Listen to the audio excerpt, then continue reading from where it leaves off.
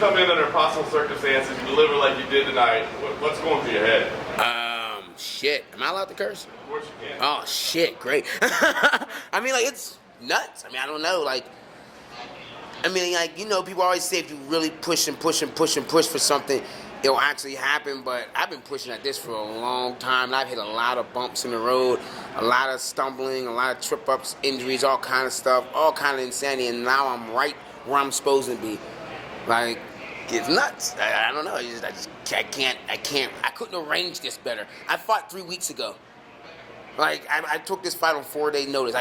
This is like some story shit. Don't make a movie about this. They will. I mean, when you take the fight, like you said, on 4 days notice, I mean, honestly, are you just like, well, we'll get into UFC and see what happens? Seriously, that's what I was thinking. I was thinking, I have an 11-month-old. I have a family. I have a gym that I own. I'm like, yo, I'm just getting into the UFC. They're like, my manager's like, we'll give you a 4-fight contract. I'm like, oh shit, that's freaking smooth, perfect. I'll get into the UFC. I'm not one that likes to lose. I like to win at everything from checkers to fight, like anything.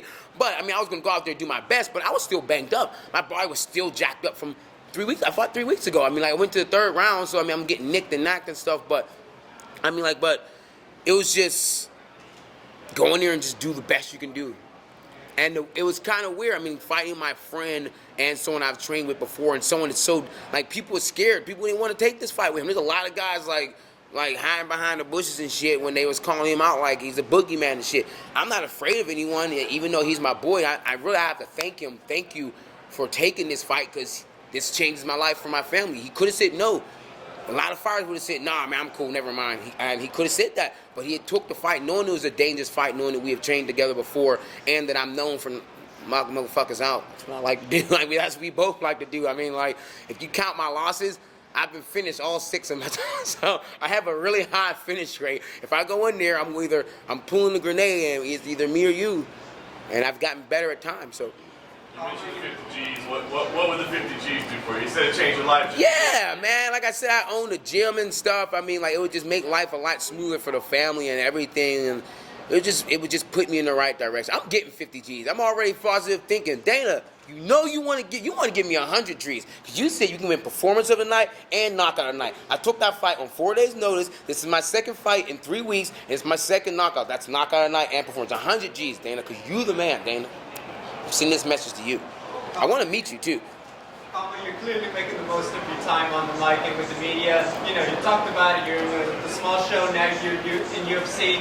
What's been your favorite part of being part of the fight week and everything else that goes on? Seriously, the fighters are the fighters, the big name fighters were like super cool, man. Like, they were like, I met DC my first day in here in the sauna, and I was like, yeah, man, I'm fighting one of my buddies. He said, man, fuck that, you gotta get your money, man. Like, him and his team were super cool, and I pulled out Sweet Sweat, and he was screaming at me, telling me to put it away because it makes him have like bad memories of cutting extra weight. So I mean, everyone that I met was super cool, and like even the UFC staff was freaking amazing, just making me feel like really welcome, and like they're really appreciative of me taking a fight on short notice, and it was just like good vibes. I didn't have no negative vibes at all. Like, it was amazing. It was nuts. So that's pretty much it. The fact that this was short notice, did it have any benefit effects given that you had to have to sit on it?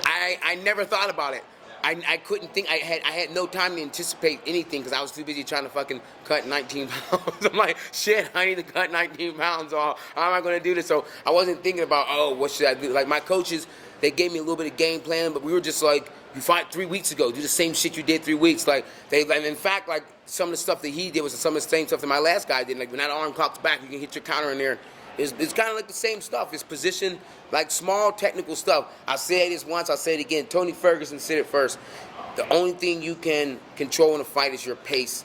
So that's all I meant to control. I made sure I was coming here and push hard and stay on top of him. But I'm sure you want a full camp for your next fight. Hell yeah. I want. Depends on the money. If they call me up and say, hey man, we got this big ass fight you take on like 3-day notice, money talks. I mean, I'll be realistic. I'm about to turn 33. I'm really not trying to be a world champion. I don't really give two shits about belts except for the ones that hold my pants up. I want to make money. Lots and lots and lots of oogobs of money. And I want my kids to be able to watch highlight videos of me and be like, oh my God, my father was a world destroyer. So I want to get fights where these people want to sit in there. Like that fight tonight, as you can see, me and Devontae, like, There was no, I can wrestle. I'm from Pittsburgh, from Pennsylvania. We wrestle. I just don't like to. I prefer giving people what they want to see, and that's knockouts. It's been a long road for you to get here, and I know maybe a couple of years ago you were probably on their radar and you had some setbacks. How much do you feel like that did make you a better fighter tonight? You know, just having a short notice situation to capitalize on? Oh yeah, I mean, like I think every failure in my life has brought me to this point. Obviously, because I'm here. Like it's inevitable. I mean, it was weird. I just kept thinking like Thanos, man. I'm like, you can dread it, run from it, but destiny still arrives.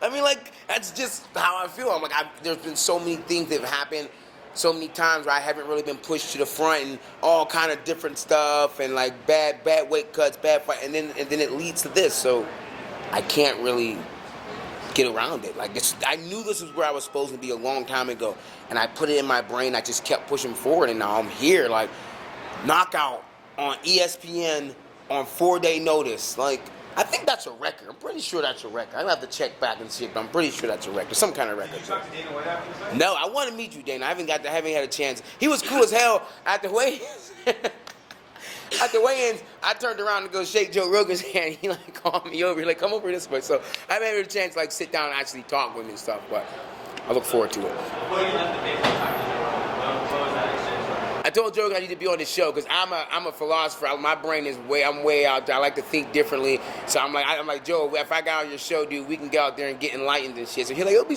soon. Joe, get me on your show. The people want it.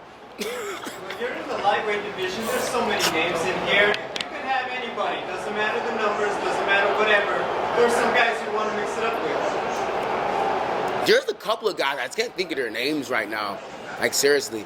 And of course, I'm not being an asshole when I say I would love to fight Conor McGregor. It's not a lie. Like, he's a freaking striking. I would love to fight, like, striking. Like, anyone that, like, pushes me outside of my boundaries, I think can push me, like, to the next levels with my striking. I would love to fight them.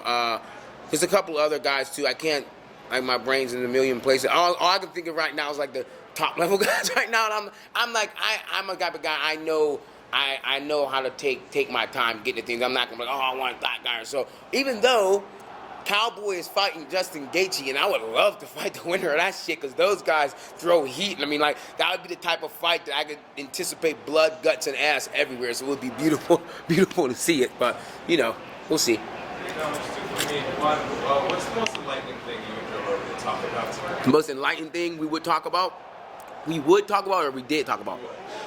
Parallel universes. I'm all about parallel universes. I think there's another Khama Worthy around here in another universe that's homeless. That took a different path and he's homeless. You mentioned your family and business and making money a lot. What's the kind of adrenaline of that win that swept past you? What was the first thought that came to your mind? Oh, I was instantly like, I just know I was instantly thinking like, oh, my baby girl's going to be able to see this in like 4 years. And like I mean, I come from Pittsburgh. It's a small town and stuff. So like people will always tell like, oh, I remember when your dad took this fight on 4 days. I can get knocked out in my next 6 fights and never do anything. But for the rest of her life, people will always come to like, I remember when you're. So I figured that'd be something cool for a kid to have, that immortal moment that like never dies, basically. I mean, like, I just think it'd be a way for me to live on even after I'm gone. What'd you make for the fight 3 weeks ago? Huh? What'd you make for the fight 3 weeks ago? Like a total combined after ticket sales and everything, like $5 grand, $6 grand. Now I'm about to get that 50 plus whatever I made on that. Let's go, Dan, let's go. Thank you. Mm-hmm.